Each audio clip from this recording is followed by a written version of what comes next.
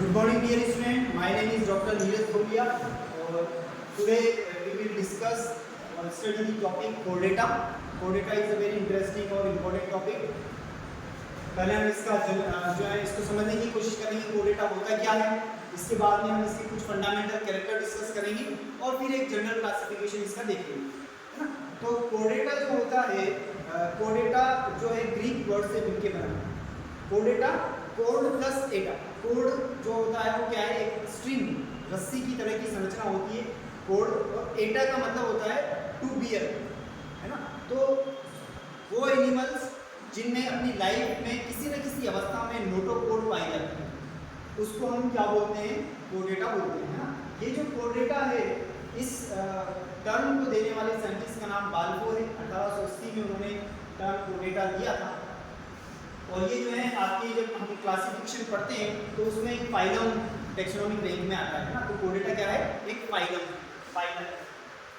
हम इसके fundamental characters की बात करते हैं. 3 फंडामेंटल कैरेक्टर्स बोले जाते हैं, एक चौथा भी हम डिस्कस करेंगे. ये हमने यहाँ पे टिपिकल एक कोडेट का डायग्राम ड्रॉ किया है. इसके अंदर हम देखते हैं कि ये जो पहला इसका कैरेक्टर है वो क्या होता है, नोटोकोड, प्रेजेंस ऑफ नोटोकोड, ठीक है ना. ये बीच में हमने नोटोकोड ड्रॉ किया. अब इसकी हम पोजीशन देखते हैं जो कि इंपॉर्टेंट है, कहाँ पे होती है नोटोकोड. ये होगी आपकी नर्व कोड के नीचे, below the nerve code and above the alimentary canal, ठीक है ना. पोजीशन इसकी क्लियर है. इसके बाद में ये जो होती है वो कैसी होती है, सॉलिड होती है, फ्लेक्सिबल होती है लेकिन सॉलिड है, मतलब बीच में होलो नहीं है ना. पहला कैरेक्टर हो गया. दूसरा कैरेक्टर है इसका presence of dorsal hollow nerve cord. Dorsal मतलब पीछे की साइड, हमारी बैक साइड पे डोर्सल होती है पोजीशन, और कैसी होती है, होलो होती है, बीच में से खाली होती है. अब के जो है 2 फंडामेंटल कैरेक्टर है. ये तीसरा जो फंडामेंटल कैरेक्टर है यहाँ पे वो है आपका presence of pharyngeal gill slits. Pharynx वाले रीजन में जो आपका एलिमेंट्री कैनाल है ना, उसमें स्टार्टिंग माउथ के पीछे फेरिंक्स होता है. फेरिंक्स में क्या होता है, गिल स्लिट्स का पाया जाना या गिल फ्लैप्स का पाया जाना. ये जो होते हैं गिल स्लिट्स क्या करते हैं, रेस्पिरेशन में हेल्प करते हैं, है ना. अब लोअर कोर्डेट्स जो होते हैं उनमें गिल स्लिट्स आपके हमेशा पाए जाते हैं, लेकिन जो हायर कोर्डेट्स होते हैं उनमें क्या होता है कि रेस्पिरेशन का काम कौन करता है, लंग, है ना. तो वहाँ पे गिल स्लिट्स की जरूरत नहीं है, तो गिल स्लिट्स वहाँ पे क्या होते हैं, डिसअपियर हो जाते हैं. हालांकि उनके भी लार्वा के अंदर आपको गिल स्लिट्स पाए देखने को मिल सकते हैं. तो ये इसका काम हो गया. अब जो दूसरा काम है यहाँ पे हम देखें, नोटोकोड है ना. नोटोकोड का क्या काम है, ये आपकी क्या करती है, ये जो पूरा जो स्ट्रक्चर है उस स्ट्रक्चर को सपोर्ट प्रोवाइड करती है ना. मसल्स आके जुड़ेंगे, आपके स्केलेटन्स आके जुड़ेंगे, तो वहाँ पे क्या करेगा, आपको सपोर्ट प्रोवाइड करेगा. नोटोकोड सब में नहीं मिलेगा. मतलब क्या है बोलने का, कि जो आपके लोअर कोडेट्स होते हैं उनमें तो नोटोकोड हमेशा मिलता है, लेकिन जो हायर कोडेट्स होते हैं उनमें नोटोकोड बाद में किसमें कन्वर्ट हो जाता है, it is replace in the vertical column. वर्टिग्राफ बोल सकते हैं या वर्टिकल कॉलम के अंदर ये कन्वर्ट हो जाता है. तो हमारे अंदर अभी नोटोकोड नहीं है, हमारे अंदर क्या है, वर्टिकल कॉलम है, लेकिन हमारे जो एम्ब्रियो हैं उनमें नोटोकोड मिलती थी, ठीक है ना. जो आपका ये तो 3 फंडामेंटल कैरेक्टर की हमने बात की. अब एक और चौथा कैरेक्टर यहाँ पे पाया जाता है जिसको भी हम फंडामेंटल कैरेक्टर कंसिडर कर सकते हैं. वो क्या है, वो है post anal tail. Post anal tail, है ना. एनस के बाद टेल वाला रीजन का पाया जाना, ये क्या है आपका 4th फंडामेंटल कैरेक्टर है. लोअर कोडेट्स में टेल मिलती है, हायर कोडेट्स में ये जो है टेल डिसअपियर या डिजेनरेट हो जाती है. हमारे अंदर टेल नहीं मिलती, लेकिन जो आपके टेल के वर्टिब्रा जो है वो डिजेनरेट या आपके जो है वेस्टिजियल फॉर्म में पाए जाते हैं, है ना. तो ये क्या हो गया, आपका 4th कैरेक्टर हो गया. अगर आप लोअर कोडेट्स को देखो या इन्वर्टिब्रेट्स को देखो तो वहाँ पे जो आपको एनस की पोजीशन है वो आपको टर्मिनल दिखाई देगी, है ना. तो ये फंडामेंटल कैरेक्टर. अब हम जो है जनरल क्लासिफिकेशन को देख लेते हैं. कोडेटा जो होता है हमारा क्या है, एक फाइलम है ना. इस फाइलम को हमने 2 ग्रुप्स में डिवाइड किया है. 2 ग्रुप्स जो हैं किसके बेसिस पे हैं, स्कल, क्रेनियम, वर्टिब्रल कॉलम और जो आपके पेयर्ड अपेंडेजेस हैं उनके बेसिस पे हमने इसको 2 ग्रुप में डिवाइड किया है. ए क्रेनिया और क्रेनिएटा. ए मतलब एब्सेंट, क्रेनिया मतलब क्रेनियम, है ना. तो इनमें क्या होता है, क्रेनियम या स्कल एब्सेंट होता है, ठीक है. एक क्रेनिएटा यहाँ पे क्रेनियम पाया जाता है, तो ये हो जाएगा आपका क्रेनिएटा। इसी को जो है आप प्रोटोकोर्डेटा भी बोलते हैं। प्रोटो मतलब पुराने टाइप के कोर्डेटा, है ना। यू कोर्डेटा दूसरा जो है आपका ग्रुप है, जिसमें कि यू मतलब क्या होता है, डेवलप्ड विकसित टाइप के कोर्डेटा, है ना। कॉम्प्लेक्स कोर्डेट्स, डेवलप कोर्डेट्स इसके अंदर आते हैं। इसी को जो है हम लोअर कोर्डेट्स भी बोलते हैं, इसको आप लोअर कोर्डेटा भी बोल सकते हो, इसको हम हायर कोर्डेटा भी बोल सकते हैं, है ना। ये इसकी क्या है, दो ग्रुप हमने बना दिए। अब ये जो ग्रुप है आपका लोअर कोर्डेटा वाला, इसको हमने 3 सब फाइलम के अंदर डिवाइड किया है। कौन कौन से हैं, हेमिकोर्डेटा, यूरोकोर्डेटा और सिफेलोकोर्डेटा, 3 सब फाइलम है। जबकि यहाँ पे क्रेनिएटा में जो है सिर्फ आपका एक सब फाइलम पाया जाता है, जो कि वर्टिब्रेटा के नाम से जाना जाता है, ठीक है।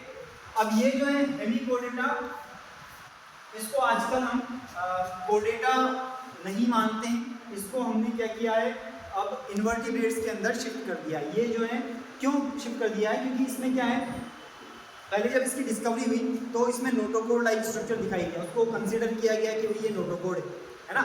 फिर लेकिन बाद में पता चला कि एक्चुअली में ये नोटोकोड नहीं है, कुछ और स्ट्रक्चर है। एक्चुअली क्या होता है कि इसका जो बक्कल कैविटी होती है, उसमें एक स्ट्रक्चर मिलता है जो नोटोकोड जैसा दिखाई देता है, लेकिन वो क्या था, वो बक्कल डाइवर्टिकुलम था, है ना। तो बाद में जब ये जो है कंसीडर किया कि भाई ये नोटोकोड नहीं है, तो इसको फिर कोर्डेटा से हमने शिफ्ट कर दिया, जिसमें इन्वर्टिब्रेट्स के अंदर। तो अभी ये इन्वर्टिब्रेट का एक फाइलम है ना। तो वो जो स्ट्रक्चर थी जिसको हम नोटोकोड मान रहे थे, वो क्या था, वो बक्कल डाइवर्टिकुलम या इसको स्टोमोकोड बोलते हैं। तो इसमें क्योंकि आधा हेमी मतलब आधा कोर्डेटा, नोटोकोड मिलती भी है नहीं भी मिलती है, थोड़ा कंफ्यूजन था, है ना। इसलिए इसको हमने क्या बोल दिया, हेमिकोर्डेटा बोल दिया। फिर यूरोकोर्डेटा क्या किसको बोलते हैं, वो कोर्डेटा, यूरो मतलब क्या होता है, यूरो का मतलब होता है टेल, है ना। तो ऐसे कोर्डेटा जिनमें की टेल के अंदर कोर्डेट्स के लक्षण पाए जाते हैं, उसको हम यूरोकोर्डेटा के नाम से जानते हैं। सिफेलोकोर्डेटा जो होता है आपका फर्स्ट कंप्लीट ये आपका क्या है, वर्टिब्रेटा है ना, क्योंकि इसमें जो आपके लक्षण हैं कोर्डेटा वाले कैरेक्टर, वो लाइफ लॉन्ग पाए जाते हैं। सिफेलोकोर्डेटा यहाँ पे हेड नहीं होता है ना, यहाँ पे आपका ट्रंक और टेल होता है। वर्टिब्रेटा जो है आपका कौन सा सब फाइलम है, जिसमें कि आपकी नर्व कोड जो थी, वो नर्व कोड वर्टिब्रल कॉलम में रिप्लेस हो चुकी है, उसको हम क्या बोलेंगे, उसको हम वर्टिब्रेटा बोलेंगे, है ना। तो ये डिफरेंस क्लियर रखिएगा वर्टिब्रेटा में और कोर्डेटा में। यहाँ पे नोटोकोड होती है, यहाँ पे प्रोटोकोड किसमें कन्वर्ट हो गई है, आपकी रिप्लेस हो गई है आपकी वर्टिब्रल कॉलम के अंदर, ठीक है। अब ये जो है इसके क्लासेस देखते हैं हम यहाँ पे, है ना। क्लासेस कौन कौन सी इसके अंदर आती है। तो जो आपका हेमिकोर्डेटा है, इसके अंदर 2 क्लासेस आती है। कौन कौन सी आती है, 2 क्लासेस। इसमें एक तो आता है एंटेरोन्यूस्टा और एक आता है टेरोब्रेंकिया,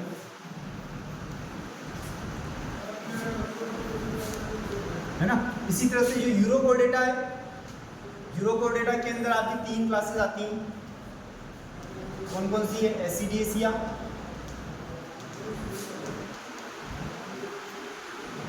है ना। इसके अंदर आती है थैलिएसिया और इसके अंदर आती है लार्वेसिया।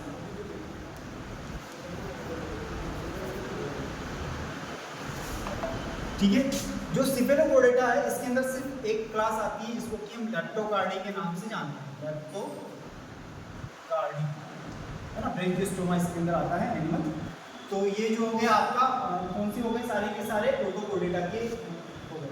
अब ये जो वर्टिब्रेटा है, इसको आपने अगेन 2 डिवीजन के अंदर डिवाइड किया है। इसके अंदर 2 डिवीजन है यहाँ पे डिवीजन।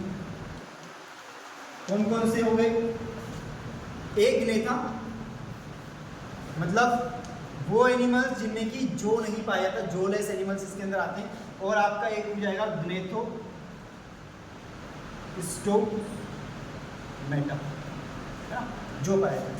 जोलेस एनिमल्स आते हैं जिसमें कि कुछ फिशेस, ओल्ड टाइप की फिशेस की वो आती है, जैसे कि आपकी 2 क्लासेस हैं यहाँ पे। एक तो आपके आ जाएगी Ostracodermi,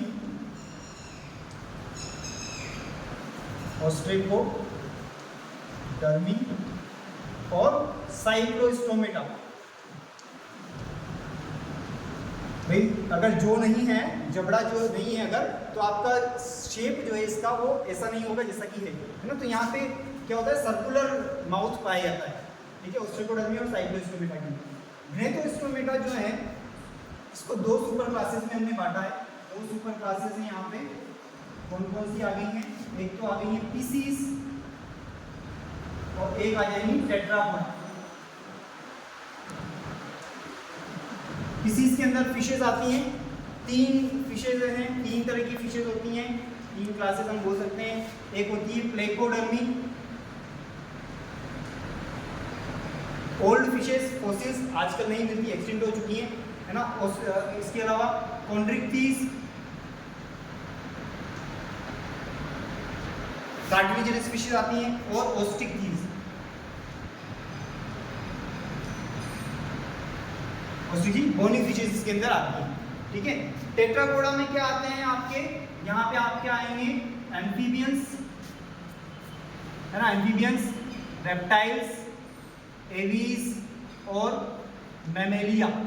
amphibians, reptiles, aves, Mammalia. Tetrapoda मतलब जिसमें कि 4 पैर पाए जाते हैं, एम्फीबियंस, रेप्टाइल्स, एवीज, मैमेलिया, ठीक है। अब ये जो है आपके रेप्टाइल्स, एवीज और मैमेलिया, ये आपके एमनियोट्स के नाम से जाने जाते हैं। एमनियोट्स, या इसको जो है हम हायर वर्टिब्रेटा, हायर वर्टिब्रेटा इसको बोलते हैं, है ना। इसमें एम्ब्रियोनिक मेम्ब्रेन्स पाई जाती हैं, ठीक है। और इसके अलावा जो बाकी के बचते हैं, ये वाले